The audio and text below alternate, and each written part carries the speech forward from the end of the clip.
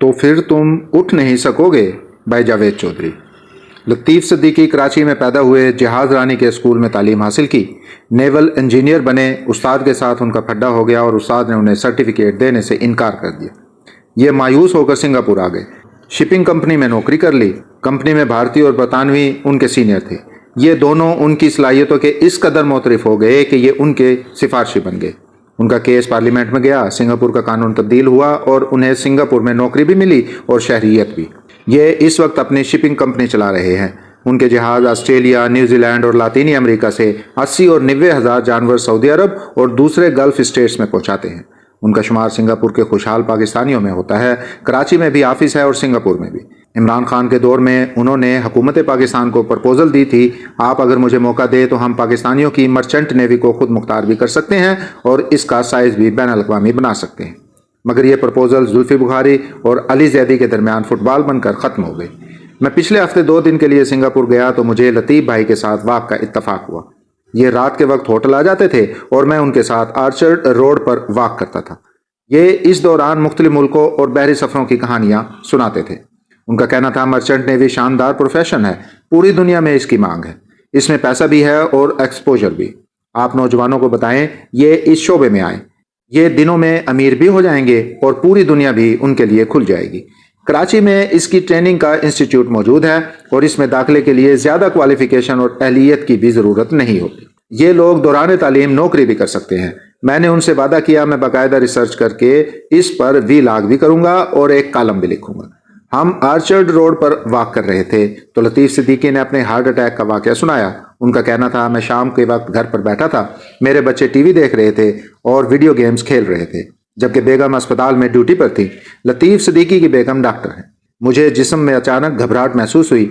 मैं उठकर आराम के लिए बेडरूम में आ गया। मैं बेड पर लेटा तो मुझे आवाज़ आई, अगर तुम लेट गए तो फिर तुम उठ नहीं सकोगे। मैंने हैरत से दाएं बाएं देखा मगर कमरे में कोई नहीं था। मैंने उसे गैबी इशारा समझा और मैं उठकर बैठ गया। मुझे जिस्म के किसी हिस्से में दर्द या तकलीफ महसूस नहीं हो रही थी, बस ज़रा सी बेचैनी थी। लेकिन मेरा वजदान कह रहा था मैं मौत की दहलीज पर बैठा हुआ हूँ और मुझे अपने आप को बचाने के लिए कुछ करना चाहिए। लिहाजा मैं उठा, कमरे का दरवाज़ा खोला और ऊंची आवाज़ में अपने बच्चों से कहा, ये एमरजेंसी है, तुम लोग फ़ौरन टीवी बंद कर दो, एम्बुलेंस बुलाओ और हमसाये को मेरे पास ले आओ। बच्चों ने टीवी बंद किया, एम्बुलेंस को फ़ोन कर दिया और भागकर हमसाये को ले आए। ये बेचारा बंगाली है और मेरे साथ इसकी बहुत अच्छी अलैक्स-लैक है। मैं उस वक्त तक बेड पर लेटकर ऊंची आवाज़ में कलमा पढ़ रहा था। मुझे यूँ महसूस हो रहा था मेरा आखिरी वक्त आ गया है और मैं अब मौत से ज़्यादा दूर नहीं हूँ। मेरा हमसाया डर गया और वो भी दरवाजे के साथ लगकर ऊंची आवाज़ में कलमा पढ़ने लगा। सिंगापुर में हुकूमत ने मुख्तलिफ जगहों पर एम्बुलेंसेज खड़ी की हुई हैं। ये 3 मिनट में मतलूबा जगह पर पहुंच जाती हैं। मेरी एम्बुलेंस भी फ़ौरन पहुंच गई। उन्होंने मुझे देखा, मेरी ज़ुबान के नीचे गोली रखी, अस्पताल में डॉक्टर को इत्तला दी और मुझे उठाकर अस्पताल की तरफ दौड़ पड़े। हमारे अस्पताल पहुंचने से पहले ही ऑपरेशन थिएटर और डॉक्टर्स तैयार थे। मुझे फ़ौरन थिएटर ले जाया गया और 40 मिनट में मेरी एंजियोग्राफी करके मेरी बंद वेन खोल दी गई। मेरे खून में कलाट बन गया था। मैं अगर बर वक्त इत्तला ना करता तो मैं वाकई बेडरूम में फौत हो चुका होता। अल्लाह को मेरी ज़िंदगी मंजूर थी, चुनाचा मैं बच गया। मैंने इसके बाद अपना लाइफस्टाइल भी तब्दील कर दिया, खाना भी, और मैं अब रेगुलर वॉक भी करता हूँ। मैंने लतीफ़ सिद्दीकी से पूछा, आपको कैसे पता चला आपको हार्ट अटैक हो रहा है? उनका कहना था, ये अजीब बात है, मैंने हार्ट अटैक के बारे में कोई लिटरेचर पढ़ा था और ना मेरे जिस्म में किसी किस्म के असरात थे। बस मुझे एक आवाज़ आई थी, मैं उठकर बैठ गया और मैंने फौरी इंतजामात करा दिए। मैंने उनसे इत्तफाक किया और अर्ज़ किया, कुदरत इंसान को हर हादसे या मुसीबत से पहले उसे इत्तला ज़रूर देती है। इंसान अगर इस सिग्नल को अल्लाह की आवाज़ समझ ले और ये आपकी तरह उठकर अपना बंदोबस्त कर ले तो ये बच जाता है, लेकिन अगर ये इसे वहम समझकर झटक दे तो फिर इसका अंजाम अच्छा नहीं होता। हमारी बातचीत इसके बाद तब्दील हो गई और हम कुदरत के मुख्तलिफ इशारों पर गुफ्तगू करने लगे। हम वाक कर रहे थे, उस दौरान मुझे इस नौयत के 2 वाक़यात याद आ गए।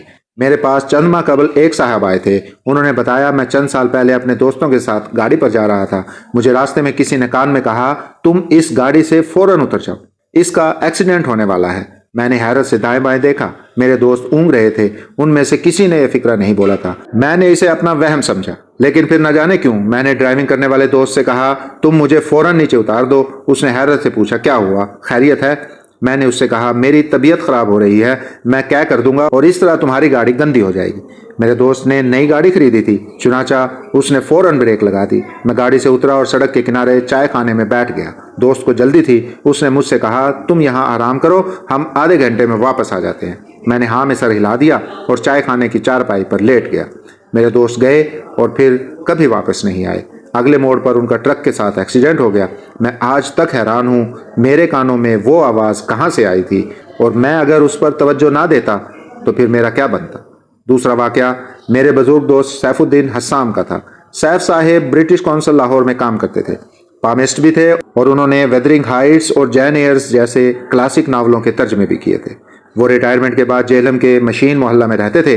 میں ان سے ملاقات کے لیے جہلم جاتا تھا اور ان کے مطالعے اور مشاہدے کا جی بھر کر فائدہ اٹھاتا تھا۔ ان کے دل میں اچانک ٹیس اٹھی اور وہ اسلام آباد آ گئے۔ میں انہیں ڈاکٹر کے پاس لے گیا۔ ڈاکٹر نے معائنے کے بعد اینجیوگرافی کا مشورہ دے دیا۔ ان کا عام سا پروسیجر تھا، خطرے کی کوئی بات نہیں تھی۔ وہ اینجیوگرافی سے ایک دن قبل میرے گھر تشریف لائے۔ میں ان دنوں راول ٹاؤن کے 1.5 مرلے کے گھر میں رہتا تھا۔ لوگ ان گھروں کو کھرلی ہاؤس کہا کرتے تھے۔ راول ٹاؤن بنیادی طور پر گوالا کالونی تھی۔ سی ڈی اے نے گوالوں کو گھروں کے ساتھ ساتھ بھینسیں باندھنے کے لیے چھوٹے پلاٹس دیے تھے۔ لوگوں نے ان پلاٹس میں 2 منزلہ مکان بنا کر کرائے پر دے رکھے تھے۔ یہ کھرلی ہاؤس کہلاتے تھے۔ میں اسی قسم کے کھرلی ہاؤس میں 2000 روپے کرائے پر رہتا تھا۔ حسام صاحب تشریف لائے، مجھ سے چائے کی فرمائش کی اور اس کے بعد مجھ سے کہنے لگے جاوید بیٹا، میں تم سے آخری بار ملنے آیا ہوں، میں کل نہیں بچوں گا۔ میں نے کہا لگا کر جواب دیا، سر دنیا میں روزانہ 30 لاکھ اینجیوگرافی ہوتی ہے، یہ آپریشن نہیں ہے، معمولی سا پروسیجر ہے، آپ اسے اتنا سیریس کیوں لے رہے ہیں؟ وہ مسکرائے اور میری طرف دیکھ کر بولے میرا بھی یہی خیال تھا، مگر میں آج صبح لیٹا ہوا تھا تو میرے کان میں آواز آئی، سیف کیا تم اپنی زندگی کا آخری دن بھی لیٹ کر گزار دو گے؟ یہ میرے لیے اشارہ تھا، لہٰذا میں تمہارے پاس آ گیا اور میں یہاں سے اب اپنے بیٹے کے گھر جاؤں گا، بیٹے اور بہو سے ملوں گا اور پھر اپنی کتاب کا آخری چیپٹر لکھوں گا۔ میں نے انہیں تسلی دینے کی کوشش کی، مگر وہ میری باتوں کو اگنور کر کے مجھے زندگی کے مختلف لیسن دیتے رہے۔ ان کا کہنا تھا زندگی صرف وہ ہے جو تم گزار رہے ہو، نہ پیچھے کچھ ہے اور نہ آگے، چنانچہ زندگی کے ہر دن کو آخری دن سمجھ کر گزارو تاکہ کوئی تعصف، کوئی حسرت نہ رہ جائے۔ وہ اس کے بعد اٹھے، سیٹلائٹ ٹاؤن میں اپنے بیٹے کے گھر گئے، اگلے دن اسپتال پہنچے اور اینجیوگرافی کے دوران واقعی انتقال کر گئے۔ میں آج 30 سال بعد جب بھی انہیں یاد کرتا ہوں تو اپنے آپ سے سوال کرتا ہوں کیا واقعی موت نے انہیں ایک دن پہلے بتا دیا تھا کل تمہارا آخری دن ہوگا؟ مجھے اس سوال کا جواب 30 سال بعد آرچرڈ روڈ پر واک کرتے ہوئے ملا۔ قدرت واقعی موت اور زندگی دونوں سے پہلے انسان کو اطلاع دیتی ہے، اور یہ ہم پر منحصر ہوتا ہے ہم اس پیغام کو وہم سمجھتے ہیں یا حقیقت۔ قدرت بہرحال اپنا فرض ادا کر دیتی ہے۔